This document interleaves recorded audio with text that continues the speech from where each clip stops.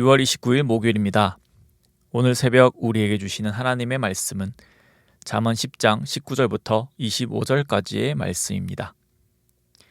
말이 많으면 허물을 면하기 어려우나 그 입술을 제어하는 자는 지혜가 있느니라.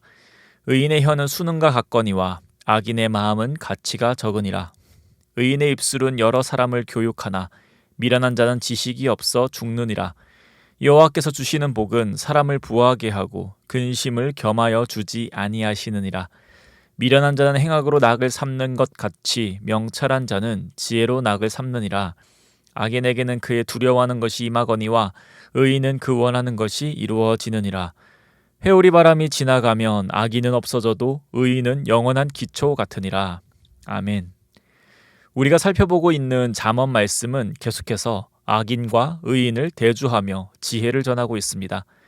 오늘 본문에서는 그 중에서도 특히 말에 관하여 지혜를 전하고 있습니다. 19절에 보시면 말이 많으면 허물을 면하기 어려우나 그 입술을 제어하는 자는 지혜가 있다고 말씀하고 있습니다. 입술을 제어하는 자가 지혜 있는 자임을 말씀하고 있습니다. 그리고 20절에서도 이 내용에 이어서 의인의 혀는 수는과 같다고 말하면서 말에 관하여 지혜를 전하고 있습니다. 20절의 표현을 보시면 의인과 악인을 비교하고 있는데 20절에서 의인은 수는의 혀를 가진 자이고 악인은 가치가 적은 마음을 가진 자라고 표현하고 있습니다. 의인과 악인을 하나로 묶고 혀와 마음을 하나로 묶어본다면 저자는 혀와 마음을 동일선상에 놓고 있는 것을 알 수 있습니다. 그렇다라는 건 오늘 본문에서 계속 이야기하고 있는 말, 또 혀, 마음을 이 저자는 동일하게 보고 있음을 알 수 있습니다. 이런 저자의 표현은 참 적절합니다. 왜냐하면 이 말이라는 것은 마음에서부터 나오는 것이기 때문입니다. 이 말이라는 것은 우리의 심장이 뛰고 반사 반응을 일으키는 것처럼 우리가 통제하지 못하는 것이 아닙니다. 말은 우리의 생각을 반영하고 우리의 의식을 반영합니다. 그리고 말의 습관, 또 말의 스타일에 따라서 그 사람이 어떤 사람인지를 파악하기도 합니다. 그러니 이 말은 혀를 통해 생겨나게 되고 그 혀의 명령을 내리는 것은 우리의 마음 및 생각, 그러니까 나 자신이기 때문에 오늘 본문에서 말은 곧 혀이며 혀는 곧 우리의 마음입니다. 이 19절을 다시 보게 되면 말이 많으면 허물을 면하기 어렵다고 말합니다. 말을 많이 할수록 실수를 할 확률이, 죄를 지을 확률이 급격히 올라간다는 것입니다. 그렇다면 지금 저자는 19절에서만큼은 이 말이라는 것을 기본적으로 악하게 보고 있다고 생각할 수 있습니다. 왜 저자는 19절에서 말을 이렇게 표현했을까요? 아까 저자가 말, 혀, 마음을 같은 것으로 본다면 사람의 말이 악하다는 것은 곧 사람의 마음 또한 악하다라는 것입니다. 이러한 사실은 사람에 대한 올바른 이해에서 비롯된 것입니다. 이 사람의 마음은 전적으로 부패하였습니다. 부패한 마음에서 선한 것이 나올 수 없습니다. 때문에 사람이 말을 하면 할수록 말 속에서 다른 사람을 살리고 다른 사람에게 생명을 주는 것이 아니라 오히려 허물이 드러나며 죄를 짓게 될 수밖에 없다는 것입니다. 실제로 말로 인해서 얼마나 많은 관계가 깨지고 감정이 상하고 또 죄가 시작됩니까? 저자는 인간의 비참함을 이야기하고 있지만 또 그것만 이야기하고 있지는 않습니다. 아까 대주하고 있는 것처럼 저자는 악인에 대해서 이야기하지만 분명히 의인에 대해서도 말하고 있습니다. 20절에 의인의 혀는 수능과 같거니와 21절에 의인의 입술은 여러 사람을 교육하나 24절에 의인은 그 원하는 것이 이루어지느니라. 25절에 의인은 영원한 기초 같으니라. 저자는 이 의인에 대해 이야기하고 있으면서 의인처럼 되라고 하지 않습니다. 왜냐하면 죄인은 의인이 될 수 없기 때문입니다. 이것은 곧 하나님의 기준에 죄인은 어떠한 노력으로도 어떠한 방법으로도 의인이 될 수 없다는 걸 의미합니다. 그러나 의인은 분명 존재하며 허구가 아닙니다. 저자는 분명 의인의 길에 설 것을 말하며 의인의 길을 따르라고 이야기하고 있습니다. 그렇다면 죄 없는 사람이 어떻게 의인과 같이 될 수 있을까요?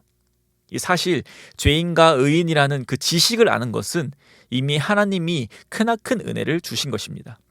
사람은 스스로를 죄인으로 시인할 능력이 없기 때문입니다. 하나님의 말씀이 비춰져야 하며 그리스도의 복음이 허락되는 은혜가 있어야 합니다.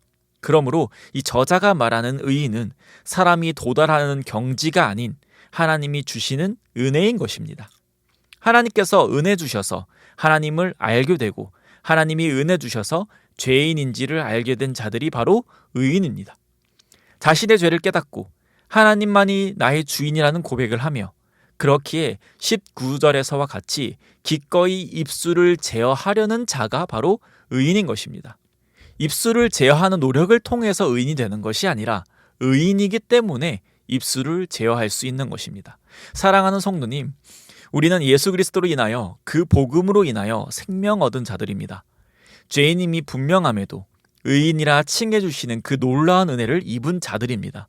그러므로 오늘도 먼저 우리를 구원하신 그 하나님으로 인해서 감사함이 삶에 가득하기를 소망합니다. 그리고 그 하나님으로 인해서 항상 기쁨이 가득한 하루 되시기를 소망합니다. 그리고 그 기쁨으로 인해, 그 은혜로 인해, 감사함으로 인해서 하나님께서 기뻐하시는 일, 오늘 말씀에 의하면 우리의 죄된 본성에서 흘러나오는 말을 절제하며 성령 충만함으로 축복의 말, 사랑의 말, 감사의 말을 전하며 이웃의 빛과 소금이 되기를 주님의 이름으로 축복합니다. 기도드리겠습니다. 하나님 아버지 감사드립니다. 성경에서 말하는 바 우리가 지혜 있는 자임에 감사드립니다. 우리에게 허락하신 이 지혜로 말미암아 하나님을 아버지라 고백하며 예수 그리스도를 나의 구주로 고백하게 하시니 감사드립니다. 오늘 이 하루도 하나님의 은혜로 불러주심을 기억하며 또 감사와 기쁨으로 채워나가는 하루 되게 하여 주시옵소서. 그러나 하나님, 우리 연약하여서 이 은혜가 당연한 것으로 여겨지고 오늘 하루의 삶에서 어떤 감사의 제목과 기쁨을 찾지 못할 때가 있습니다. 그럴 때 하나님께서 우리를 강권적으로 붙들어 주셔서 말씀으로 깨닫게 하시고 회개케 하여 주셔서 오직 은혜 안에 머물며 살아가는 주님의 자녀들 되게 하여 주시옵소서. 주님, 또 간절히 바라기는 오늘의 말씀처럼 우리에게 주신 이 지혜를 가지고서 하나님께서 기뻐하시는 길을 기꺼이 걸어가는 자들 되게 하여 주시옵소서. 선한 길을 걷기 힘쓰며 제자의 삶을 살아가길 힘써 하나님께 영광 올려드리며 세상의 소금과 빛으로 살아가는 자들 되게 하여 주시옵소서. 오늘도 우리와 항상 동행하여 주실 줄 믿사오며 이 모든 말씀 살아계신 우리 주 예수 그리스도의 이름으로 기도드립니다. 아멘. 이 시간 함께 기도하실 때 주신 말씀을 붙들고 기도하시고 우리 주간 기도 제목에 따라 훈련과 교육을 위해서 함께 기도해 주시기 바랍니다. 제자 훈련을 비롯한 평신도 훈련을 통하여 예수님 닮은 온전한 주님의 제자들이 세워지도록 기도해 주시기 바랍니다. 또 우리 주일학교, 영아, 유치 1, 2부, 유년, 초등, 어린이, 청소년, 부와 또 우리 청년 부흥을 위해서 함께 기도해 주시기 바랍니다. 또 우리 담임 목사님과 모든 말씀 사역자들을 위해서 또 우리 주일학교 교사들을 위해서 함께 기도해 주시기 바랍니다. 또 7월 10일부터 22일까지 믿음의 유산, 믿음의 공동체라는 제목으로 특별 새벽 부흥회를 준비하고 있는 가운데 있습니다. 네 분의 강사 목사님들을 통하여서 하나님의 온전한 말씀이 선포되기를 또 우리 성도님들 이 자리에 많이 참석하셔서 하나님의 또 위로와 은혜 받는 귀한 시간 되게 해달라고 기도해 주시기 바랍니다. 우리 합심 제목과 개인적인 제목으로 기도하겠습니다. 우리 함께 기도하겠습니다.